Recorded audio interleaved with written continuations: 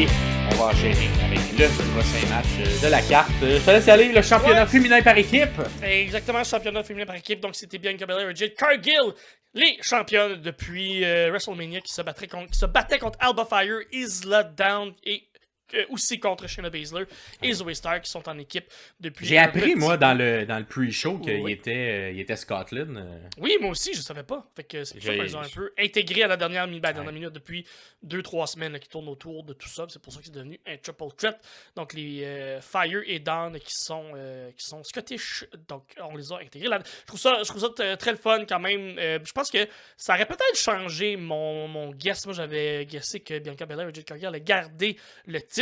Mais c'est pas ça qui est arrivé. C'est Alba Fire et Isla Dawn qui ont gagné Les le locaux. titre, qui ont... Oui, les locaux. Un beau moment aussi là, avec la famille. Je pense que c'est la maman de Alba Fire, si je me trompe. Non, la maman de Isla Dawn. Une des deux, bref, qui est décédée il y a quelques semaines. Donc, c'est un beau moment, je crois, là, qu'elle a vécu avec sa famille, d'avoir des fleurs avec les titres aussi en plein milieu du ring. Donc, j'ai trouvé ça très, très, très, très beau, très, très le fun de leur donner. Le match comme tel se divise en deux.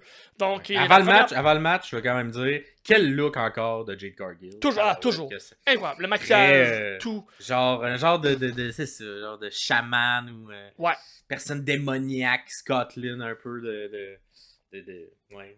de trucs nordiques un peu, là, ça lookait. Là, ses cosplays, ses costumes, tout ce qu'elle fait, elle le fait très bien. Elle doit avoir une connaissance un peu geek de tout ça, parce que une connaissance accrue là, de la culture générale, ou un peu plus poussée, avancée dans tout ce qui est la geekitude des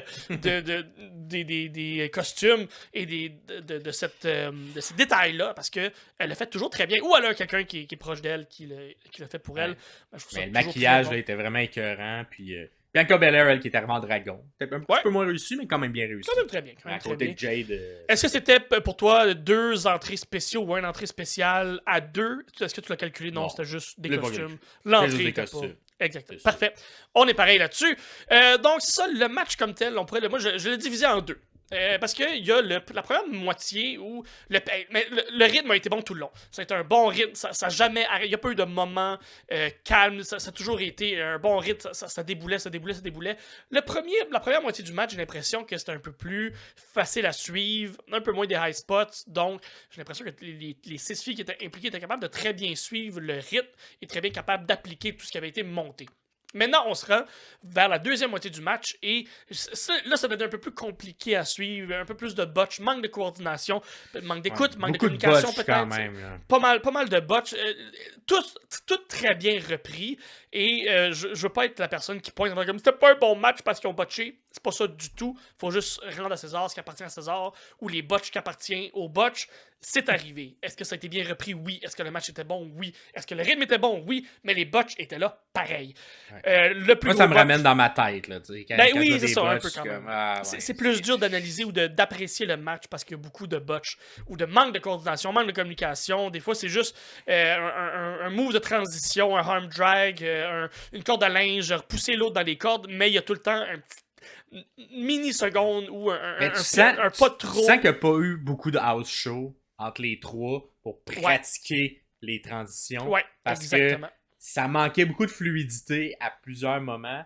Fait que... Moi, je sentais une Bianca Belair générale du ring qui essayait un peu de contrôler le trafic en aide avec une Baszler puis une Stark qui avait un peu plus d'expérience, je crois, mais quand ça venait à Alba Fire et Isla Dawn, des fois c'était un peu moins et Jade aussi était... c'est ça. Elle sonnait, en tout cas, elle lookait un peu green dans ce match-là. Là. C'est là que je me rends avec Jade Cargill, le plus gros botch, et un botch qu'elle a bien repris, là, mais c'est un saut de la troisième corde sur le hot tag pour faire une descente, un springboard pour faire une genre de descente en corde à linge sur son opposante, et elle a glissé sur la corde. Ça arrive, c'est des manœuvres high flying, donc high flying, ça implique que le risque est plus grand, là. C'est pas juste faire un dropkick de par terre, ça arrive. malheureusement, c'est que ça arrive souvent à la même personne, et cette personne-là, c'est Jade Cargill. Maintenant, est-ce qu'elle mériterait de peut-être fake une blessure et retourner un 3 mois au Performance Center? Est-ce que ceci pourrait l'aider? Est-ce qu'on la couvre trop maintenant? Est-ce qu'on lui donne pas assez de chance?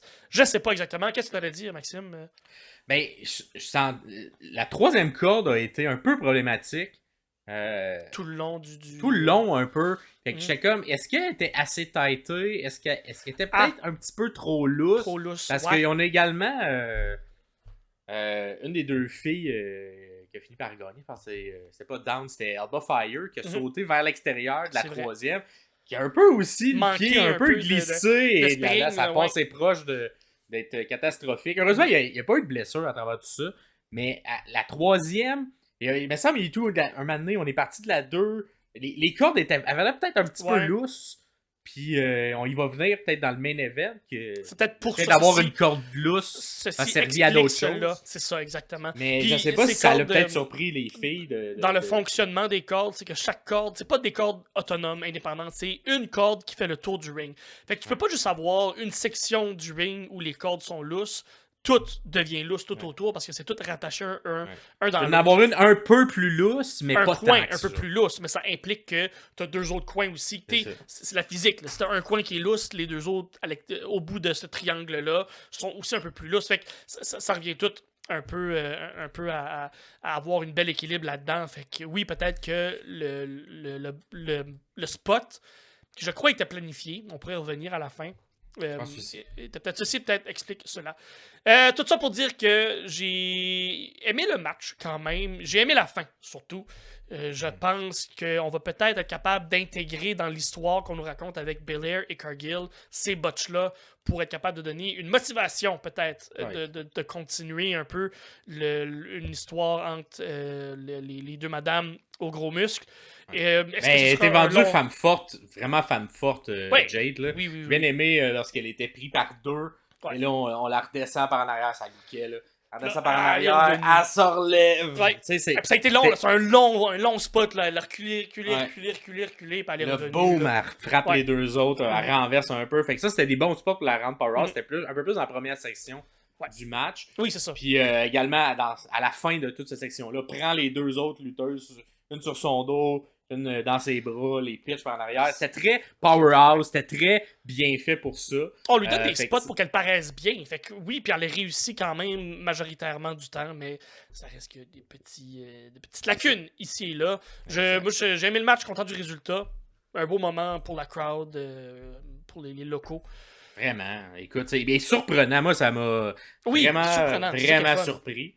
J'ai hâte d'aller voir là, dans le questionnaire, ça ressemblait à quoi, mais c'était très surprenant. Il y avait quand même beaucoup d'éléments de ce match-là qui auraient pu faire. S'il n'y avait pas eu de bot, ça aurait été un match très rythmé, très bon. Parce qu'il y avait beaucoup de spots quand même au pied carré. Là. Des tours, des Tower of Doom de la troisième. Encore Belair qui a quelqu'un en powerbomb et qui fait un big boot en même temps, qui drop ça. Il y a comme plein de bons moments dans ce match-là qui ont été un peu gâchés par les quelques spots. Un espèce de tout, c'est quoi, un 450 par en avant de Belair qui tombe sur le dos, là, les genoux dans le dos. Tabarouette, ça lookait ça et tout pour briser une soumission. Et au final, il y a Isla Dawn qui vole le pin carrément. Puis remporte le match. Pin Baszler qui venait de manger le finish de Cargill et Belair, qui est un super beau finish d'équipe, là, on va le nommer. Là. Un genre de coup de pied d'en face, souplex.